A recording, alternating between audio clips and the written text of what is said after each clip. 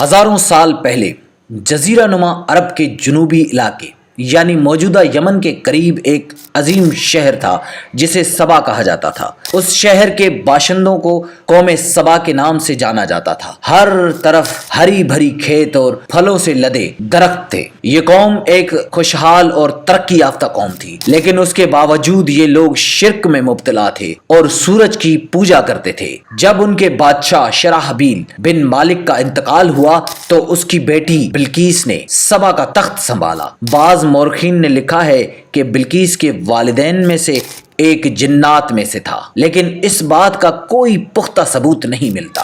ملکہ بلقیس ایک نہایت عقل مند اور باصلاحیت حکمران تھی۔ انہوں نے یمن پر 9 سال تک بہترین حکمرانی کی۔ اس قوم کی دولت کا راز ان کی تجارتی راستوں اور عالمی تجارت پر قابض ہونا تھا۔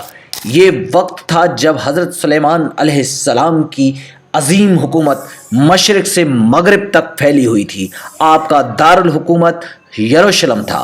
ایک دن جب حضرت سلیمان علیہ السلام نے دربار لگایا تو ہر مخلوق موجود تھی، لیکن ان کا پسندیدہ پرندہ ہدہد غائب تھا۔ آپ نے دریافت کیا، ہدہد کہاں ہے؟ جب وہ نظر نہ آیا تو حضرت سلیمان علیہ السلام نے فرمایا، اگر اس نے اپنی غیر حاضری کا معقول عذر نہ دیا تو میں اسے ذبح کر دوں گا۔ اتنے میں ہدہد آ گیا۔ حضرت سلیمان علیہ السلام نے پوچھا، کہاں تھے تم؟